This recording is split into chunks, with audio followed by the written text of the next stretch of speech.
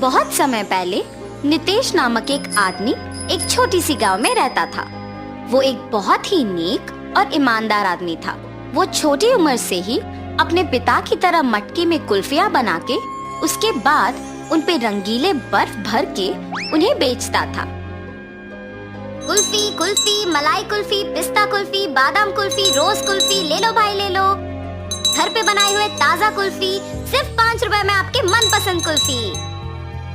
सभी बच्चे उसके जोर जोर से चिल्लाने पर उसकी बात सुन के उसके बनाए हुए कुल्फी स्वादिष्ट रहने पर उन्हें खरीदते थे। ऐसे उसकी कुल्फी का व्यापार अच्छा चलता था। एक दिन जब नितेश कुल्फियाँ बेच रहा था, उसके पास एक बालक आता है। अंकल, जरा ये लेके मुझे एक कुल्फी देना। तुम सोने का चेन के बदले में कुल्फी मांग रहे हो? किसका है ये? ये चेन मेरी माँ का है। उन्होंने मुझे कुल्फी खरीदने के लिए पैसे नहीं दिए, इसीलिए मैंने उनको बताए बिना ये चेन लेके आया हूँ। ये लेके मुझे कुल्फी दे दो।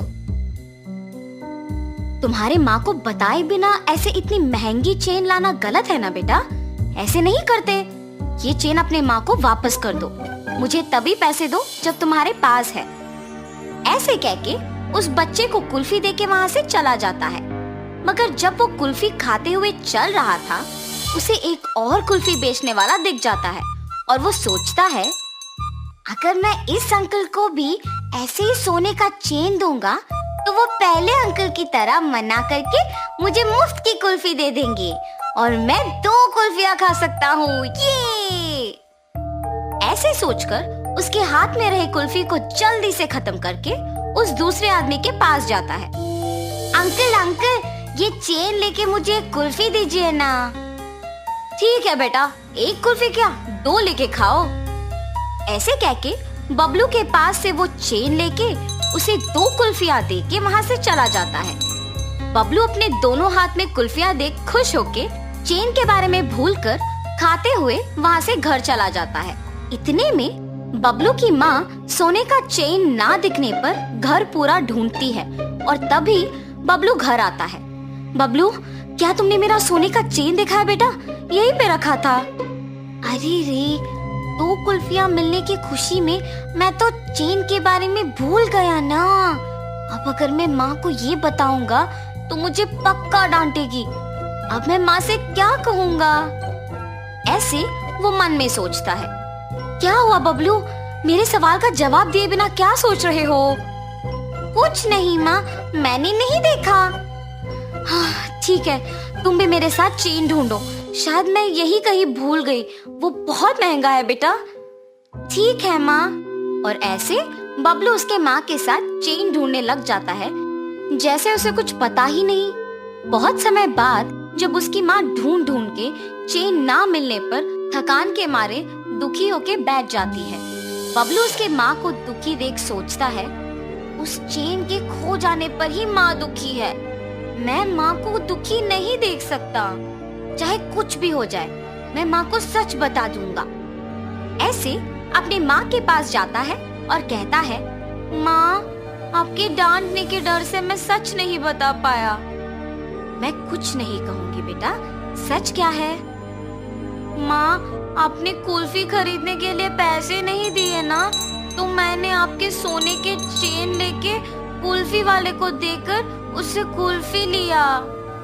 5 रुपए की कुल्फी के बदले में तुमने इतना महंगा चेन दे दिया। ऐसे करना गलत है बबलू। ऐसे फिर कभी मत करना। उस कुल्फी वाले को पहचान सकोगे? हाँ माँ, पहचान पाऊंगा। उसके ऐसे कहने पर बबलू की माँ अगले दिन कुल्फी बेचने वालों का इंतजार करती है। ऐसे दोपहर के समय में नितेश जब उस तरफ आता है तो बबलू की माँ उसके पास जाके कहती है, क्या तुम कल भी यहाँ आके कुल्फी बेचे? जी हाँ। आप ऐसे क्यों पूछ रहे हो? बच्चा अगर भोलेपन में आके तुम्हें एक महंगी चेन के बदले में कुल्फी मांगेगा तो ले लोगे क्या?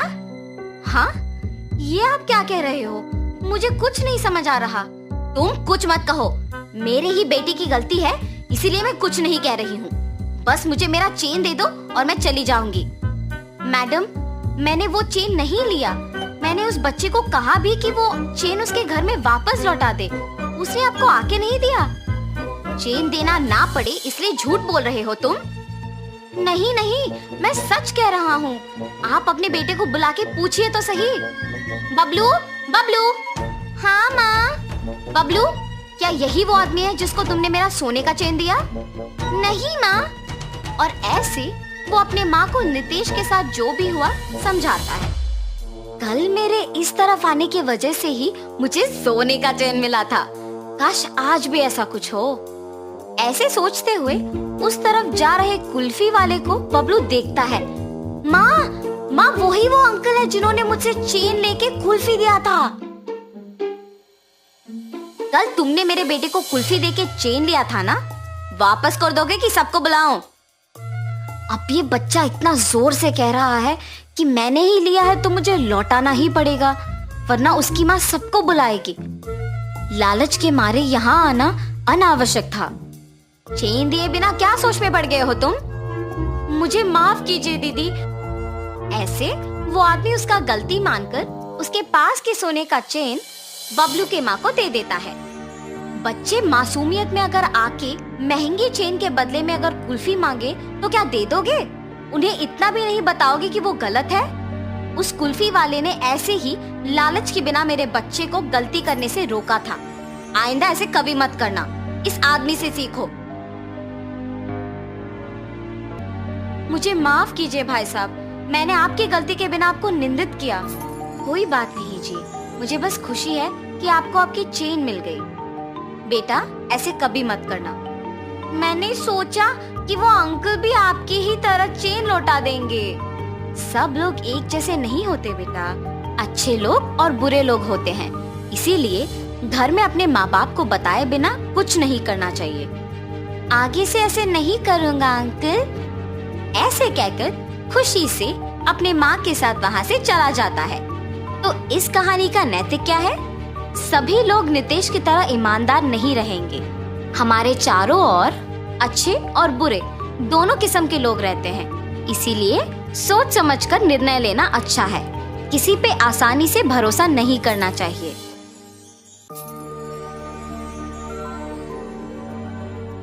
विकाराबाद के गांव में रितेश नाम का एक आदमी रहता था। वो अपने माता पिता के साथ रहता था। उसके पास व्यापार करने के पैसे तो थे, पर उसे पता नहीं चल रहा था कि कौन सा व्यापार शुरू करे। इसीलिए वो इस विषय में फैसला लेने के लिए अपने पिता के साथ चर्चा करता है। पिताजी, मुझे पता नहीं चल रहा है कि आपके दिए हुए पैसों से मैं कौन सा व्यापार शुरू करूं। अरे उसमें क्या है, पकौड़ी का व्यापार शुरू करते हैं। पकौड़ी का व्यापार? हाँ बेटा, हमारे गांव में जलेबियों का, समोसे का, अचार का, पापड़ का ऐसे बहुत व्यापार है। तो तुम्हें कुछ अलग व्यापार करना होगा। गांव में जो व्यापार नहीं है, अगर तुम करोगे तो अच्छा लाभ पाने का मौका होगा। सिर्फ सादा पकौड़ी कौन खरीदेगा पिताजी? इसीलिए हम सिर्फ सादा पकौड़ी नहीं बनाएंगे। तो फिर हम सादा पकौड़ी में साथ साथ चिकन पकौड़ी, फिश पकौड़ी, मिर्ची पकौड़ी, आलू पकौड़ी, प्याज के पकौड़ी, अंडे के पकौड़ी जैसे अलग अलग तरह के पकौड़ी बनाएंगे। ऐसे हमारा व्यापार को बहुत लाभ मिलेगा। रितेश को अपने पिताजी के बात सच लगे। परंतु मुझे इतने प्रकार के पकौड़ी बनाना नहीं आता है ना पिताजी। मुझे भी तो बनाना नहीं आता।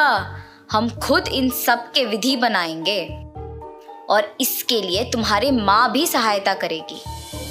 ऐसे कहकर रितेश के पिताजी रितेश को प्रोत्साहित करते हैं। फैसले के अनुसार पकौड़ी को बनाने के सामग्री रितेश खरीद के रसोई घर में इकट्ठा कर रहा होता है कि उसके पिताजी पके हुए अंडों को 2 हिस्सों में काट रहे होते हैं और रितेश की माँ पकौड़ी के लिए बेसन का मिश्रण तैयार कर रही होती है। बनाए हुए मिश्रण को 6 अलग अलग बर्तन में बराबरी से रितेश की माँ डालती है। रितेश के पिताजी पहले बर्तन में कटे हुए अंडे, दूसरे बर्तन में कटे हुए प्याज, तीसरे बर्तन में कटे हुए मिर्ची, चौथे बर्तन में कटे हुए आलू, पांचवें बर्तन में कटे हुए केले और छठी बर्तन में कटे हुए चिकन के पीसेस डालते हैं और फिर एक एक करके उन सारे अलग तरह के पकौड़ी को तेल में तलते हैं। रितेश जब पकौड़ी का स्वाद देखता है तो उसको बहुत स्वादिष्ट लगता है। फिर वो अपने पिताजी के बातों को सच मानकर पकौड़ी के व्यापार को दृढ़ निश्चय से शुरू करता है। ऐसे शुरू हुआ था रितेश की जीत की कहानी। 15 साल बाद वही पकौड़ी का व्यापार रितेश को सिर्फ अमीर ही नहीं बल्कि बहुत घमंड और कठोर बना देता है। दूसरी ओर रितेश के पिताजी को बहुत दिनों से ठीक से दिखाई नहीं दे रहा था और सुनाई भी नहीं दे रहा था। इसीलिए वो रितेश को चिकित्सा करवाने के लिए पूछने की प्रयत्न करते हैं, पर रितेश कभी उनको समय ही नहीं देता था। इसीलिए रितेश के पिताजी खुद अस्पताल जाने का निश्चय करते हैं, पर उनके पास पैसे ना होने के कारण रितेश के दुकान को निकल पड़ते हैं। अरे रितेश बेटा, कुछ दिनों से न कुछ ठीक से दिखाई दे रहा है न कुछ सुनाई दे रहा है। चिकित्सा के लिए 3000 रुपयों की जरूरत है, थोड़ा मदद करो ना बेटा। क्या 3000 रुपए? उतने पैसे तो मेरे पास नहीं है। पर बेटा, कल ही तो तुमने बहू को बताया था कि हर रोज तुम्हें 30,000 मिलते हैं। आप पहले यहाँ से चलिए, कह रहा हूँ ना पैसे नहीं है। और घर चले जाते हैं। घर पहुंचने के बाद चिकित्सा के पैसे मांगने रितेश के पास गया था, पर उसने ये कहकर भेज दिया कि उसके पास पैसे नहीं हैं। क्या 3000 के लिए उसने ऐसा कह दिया? व्यापार तो अच्छा चल रहा है ना। शायद उसको हमारा यहाँ रहना पसंद नहीं। बहू ने भी खाना सिर्फ उन दोनों के लिए बनाया है, मैंने हम दोनों के लिए खाना बनाया है। तो फिर यही है, हमारा यहाँ रहना वो दोनों चाहते ही नहीं है। चलो इसी रात को यहाँ से निकलते हैं। ऐसे फैसला करके दोनों उसी रात गांव से निकल जाते हैं। माता पिता के लापता होने पर भी रितेश को चिंता नहीं हुई। अगर किसी ने पूछा तो कहता था कि तीर्थ यात्रा पे गए हैं। रितेश को पकौड़ी के व्यापार में लाभ ही लाभ आ रहा था। वो उसके दुकान में 10 और सहायक को काम पे लगा के उनको सारे पकौड़ी के विधि सिखा के काम करवाता था। इसके अनुसार उसने पकौड़ी के दाम भी बढ़ा दिया था। मिर्ची पकौड़े 5 रुपए के 10 पीस, प्याज के पकौड़े 8 रुपए के 10 पीस, आलू के पकौड़े 10 रुपए के 10 पीस, अंडे के पकोड़े 15 रुपए के 10 पीस, चिकन के पकोड़े 20 रुपए के 10 पीस और मछली के पकोड़े 25 रुपए के 10 पीस। पकौड़ी का स्वादिष्ट होने पर लोग भी बहुत आते थे, जिसकी वजह से रितेश का दुकान हमेशा भीड़ से भरा और व्यस्त रहता था और दुकान का लाभ भी दुगना हो गया था। रितेश ऐसे ही उसकी संपत्ति बढ़ाने में दिन भर व्यस्त रहता था और उसकी पत्नी भी अपनी समय अपनी सहेलियों के साथ बिताने में और पैसे खर्च करने में व्यस्त रहती थी और उनके बच्चों के साथ भी ज्यादा वक्त नहीं बिताती थी। बच्चों के देखभाल के लिए एक ताई को रख के वो चले जाती थी। रितेश व्यापार और संपत्ति के मोह में पड़कर दोस्तों के साथ वक्त गुजारता था और उसकी पत्नी उसके सहेलियों के साथ वक्त गुजारती थी। इस वजह से उनके बच्चे बहुत लापरवाही से पले बड़े। रितेश अपने बच्चों को अनुशासन से नहीं बड़ा कर पाया और अपनी बीवी को उसकी शौक से दूर नहीं रख पाया। अब रितेश के साथ प्यार से 2 बातें करने के लिए भी कोई नहीं था। उस समय में उसको उसके माता पिता की बहुत याद आती है। मैं कितना मूर्ख हूँ, प्यार से देखभाल करने वाली माँ और जिस व्यापार को इतने जिम्मेदारी से देखभाल कर रहा हूँ उसका मार्गदर्शन करने वाले पिताजी को मैंने अनादर किया है। न जाने वो कहाँ हैं, क्या कर रहे होंगे। मैं तुरंत उनको ढूंढ के घर वापस लेके आता हूँ। रितेश अपने माता पिता को ढूंढने अपने कार में निकल जाता है। गांव में ढूंढते ढूंढते उसको अपने माता पिता गंदे फटे हुए कपड़ों में नजर आते हैं। ये देख रितेश भाग के उनके पास जाता है और कहता है, आप ऐसे कैसे? ये सब मेरा ही गलती है पिताजी, मुझे माफ कीजिए और कृपया मेरे साथ घर चलिए माँ। रितेश को अपनी गलती का एहसास होता है और वो अपने माता पिता के साथ घर वापस आता है। अपनी पत्नी को बोलता है कि आज से जो भी होगा माँ के अनुसार होगा और व्यापार का सारा संपत्ति अपने पिताजी के हाथ कर देता है। रितेश सिर्फ सहायकों का और पकौड़ी के विधि का देखभाल करता है और उसकी पत्नी बच्चों का देखभाल और पढ़ाई का ध्यान रखती है।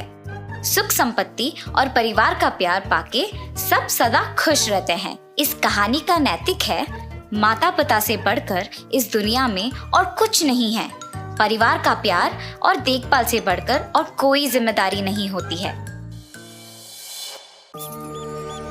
एक गांव की एक छोटी सी घर में मधुकर नामक एक आदमी रहता था। वो गन्ने की रस बना के बेचता था। मधुकर को बहुत मेहनत करके काम करने की मानसिकता था। एक दिन मधुकर गन्ने की रस बना के बेच रहा था। तब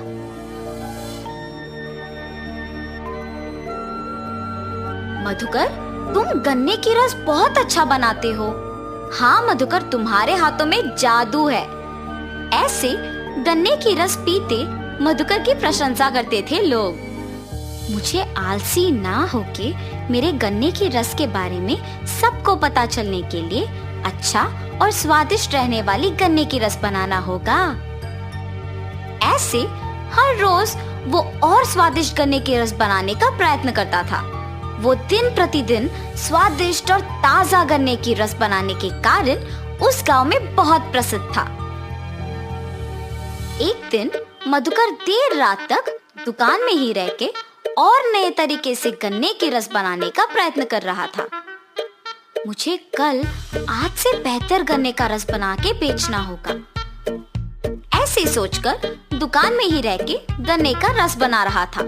इतने में उस गांव में घूम रही एक देवता उस तरफ से गुजरते हुए प्यासी होने के कारण गन्ने की रस का दुकान को खुला देख सोचती है, लगता है वहाँ कोई गन्ने की रस का दुकान खुला है।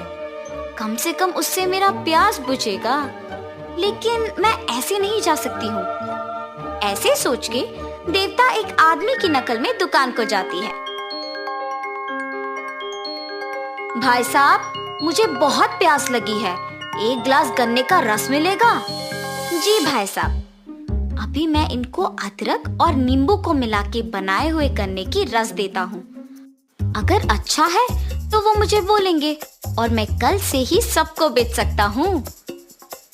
ऐसे सोचकर वो अदरक और नींबू मिला के गन्ने का रस बना के उस आदमी को देता है। वो आदमी रस स्वादिष्ट रहने पर एक और ग्लास मांगता है। अरे वाह, तुम गन्ने का रस बहुत अच्छा बनाते हो। अगर तुम हर रोज इसी वक्त पे अपना दुकान खुला रखते हो तो मैं आकर गन्ने का रस पी के चला जाऊंगा। मेरे पास पैसे नहीं हैं। ऐसे कहकर मधुकर को स्वादिष्ट गन्ने का रस बनाने के लिए एक बैग देकर चला जाता है। मधुकर उस बैग को जब खोल के देखता है तो उसमें सोने को देख खुश होता है। मुझे हर रोज इस समय तक दुकान को खुला रखना होगा, तभी मैं और पैसे कमा पाऊंगा। ऐसे हर दिन वो उस आदमी के आके रस पीने तक दुकान खुला रखता था। वो देवता एक आदमी के नकल में हर रोज आके रस पी के उसे एक सोने का बैग देके चली जाती थी। मधुकर हर सुबह ज्यादा मेहनत करके गन्ने का रस बना के उसे बेच के मिलने के पैसे से ज्यादा उसे शाम में उस आदमी के एक गिलास पीने से कमा रहा था। और इस वजह से वो दिन पूरा मेहनत करने के बजाय सिर्फ शाम में ही दुकान खोलने का फैसला लेता है। मुझे हर रोज सुबह गन्ने का रस बना के बेचने की जरूरत नहीं है। अब से सिर्फ उस आदमी के आने के समय पर दुकान खोल के स्वादिष्ट गन्ने का रस बना के उन्हें देना है बस। उनके दिए हुए सोने से मैं आराम से जी सकता हूँ। ऐसे सोचकर मधुकर उस आदमी के आने के समय पर ही दुकान खोलता था। ऐसे उनके दिए हुए सोने से खुशी खुशी जी रहा था। एक दिन मधुकर उसके दोस्त से मिलता है। क्या हुआ मधुकर, आजकल दुकान नहीं खोल रहे हो? कुछ नहीं, व्यापार अच्छा नहीं चल रहा, इसीलिए दुकान नहीं खोल रहा हूँ। मुझे अब से दुकान खोलने की कोई जरूरत नहीं है। मैं अगर थोड़ी देर शाम में दुकान खोलूंगा तो मुझे दिन पूरा मेहनत करने से भी दुगना पैसा मिलेगा। हर रोज उस आदमी के आने के टाइम पे वो दुकान खोलता था और उसे ताजे गन्ने का रस बना के देता था। ऐसे कुछ दिनों में सुबह दुकान ना खोलने के कारण उसकी आदतें बदल गई थी। मेहनत से काम करने वाला मधुकर अब कोई मेहनत के बिना आराम से रहने लगा। एक दिन मधुकर उसके पास के सारे पैसे गिनते हुए उस आदमी के आने के समय पे दुकान नहीं खोलता है। वो आदमी आके देखता है कि दुकान खुला नहीं है और वहाँ से चले जाता है। गिनती में व्यस्त मधुकर को अचानक याद आता है कि वो दुकान खोलना भूल गया, लेकिन समय तब तक बहुत हो चुका था और वो दुखी होता है कि अब तक वो आदमी चला गया होगा। अरे रे, आज के आने वाले पैसों को खो दिया मैंने। कल मैं उस आदमी के आने के समय से पहले ही दुकान खोल दूंगा।